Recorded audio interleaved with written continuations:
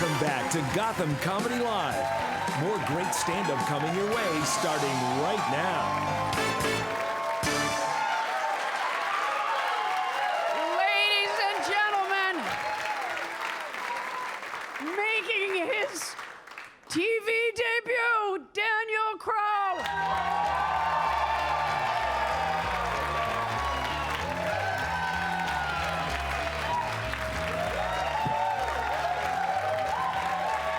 Oh, thank you. Thank you so much. This is great. Very happy to be here. Being a comedian's always been my dream. And yeah, as someone who's currently chasing their dream, I am sleeping on an air mattress. And for those of you who are curious, air mattresses are sold in the sporting goods section of Target. Because apparently Target considers unemployment a sport. High five me. It's great news. We did it. This is great. I was in therapy a lot when I was a kid. Surprise! No, I don't know. Kid therapy is a weird place. Because when you're in kid therapy, they try to make everything all kid-friendly. Like, one time I had an appointment for my depression while sitting in a beanbag chair. And the terrible thing about that is when you're in a beanbag chair, it feels like you're sinking and you can't get out.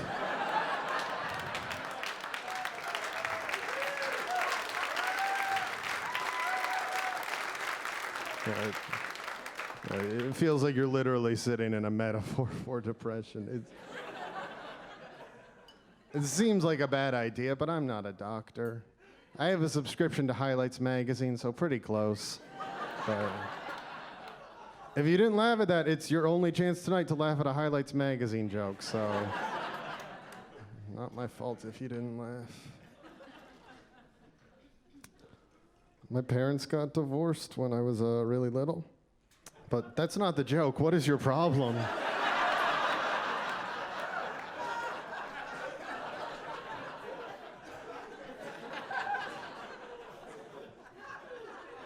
Did you break them up?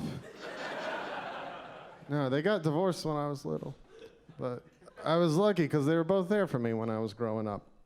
But for a minute there, I was pretty sure my dad was not going to be there. Because when they got divorced, in an effort to cheer me up, my dad bought me a boomerang.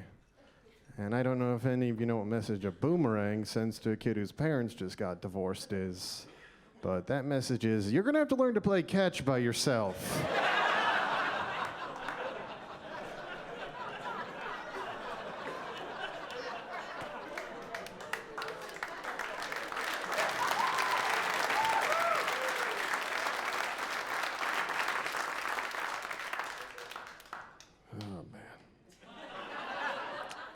I should do some crowd work. What's your name? Bridget. Hi, Bridget. Yeah. First time anyone's ever talked to you at a comedy show? Oh, that's weird. It's the first time I've ever talked to a girl. All right, we're gonna end the crowd work there. That was weird. It's a lot harder to kidnap people than it used to be. I'm gonna roll back because I phrased that wrong. I'm assuming it's a lot harder to kidnap people than it used to be.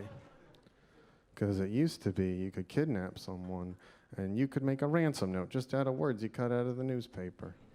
Can't do that anymore. You do that now, cops are just gonna go to the newspaper company and be like, hey, has anyone bought a newspaper in the last 3 weeks?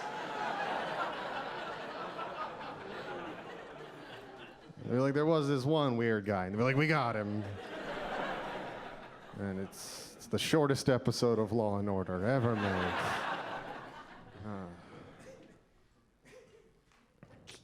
Came up with an idea for a board game the other day. It's called Clue Prostitute Edition. And in it, a prostitute gets murdered.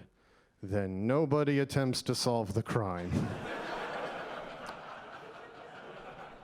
Which is just how it works in the real world.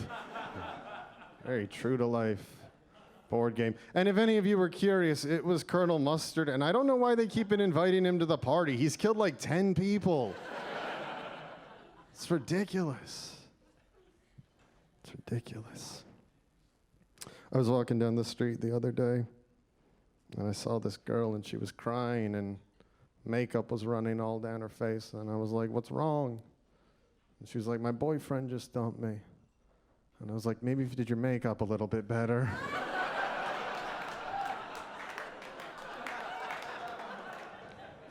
That joke's funny because they're not people if they don't wear makeup. That's... And anyone who laughed at that part is going to get like a think piece written about them on Huffington Post tomorrow. And then they're going to lose their job.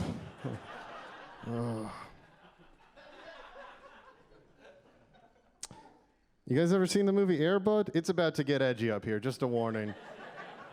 I'm going to do my Air Bud material. If you're easily offended, you might want to leave. If you haven't seen the movie Air Bud, it is a movie about a dog that plays middle school basketball. So as you can imagine, it's the greatest movie ever made. I only have one problem with the movie Air Bud, and that is that we never get to meet the kid cut from the team in favor of Air Buds. Do you have any idea how much better that movie would be? Just about some kid who's like, he doesn't even go to this school. This isn't fair at all. I guess I'll just go out for the baseball team. What do you mean they're making a sequel? Seventh Inning Fetch, that is a terrible name for a movie. Even though it's the best name for a movie ever. Love doing comedy. Love doing it. One of my favorite things about comedy is you get to travel to other places all the time and tell your jokes in those cities.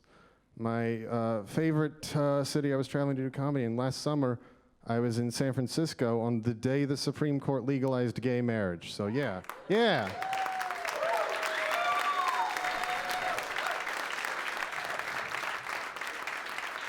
It was a great day to be in San Francisco.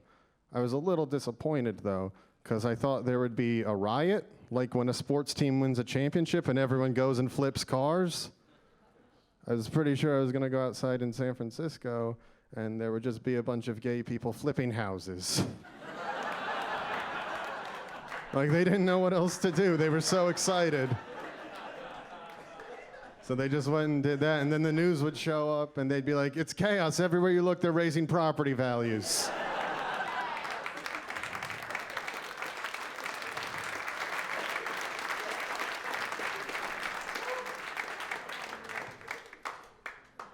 Oh, this is really great. But I gotta go soon. So, one more joke. You wanna learn a fun fact about me? Oh, great. Fun fact about me is that I am asexual, meaning I have no sexual attractions of any sort, which, as you can imagine, made me very popular in high school. Like one time, I went to a party, and everyone was playing Truth or Dare, and it was my turn to dare a girl, and I was like, I dare you to volunteer at a homeless shelter for the weekend.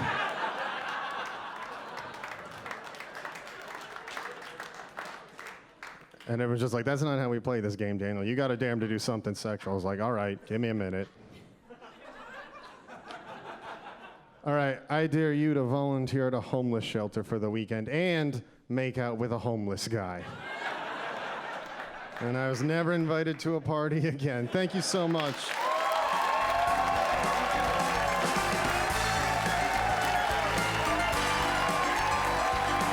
Live from the Gotham Comedy Club in New York City, Joe Pontillo is taking the stage when we return. Stay tuned for more laughs on Access TV.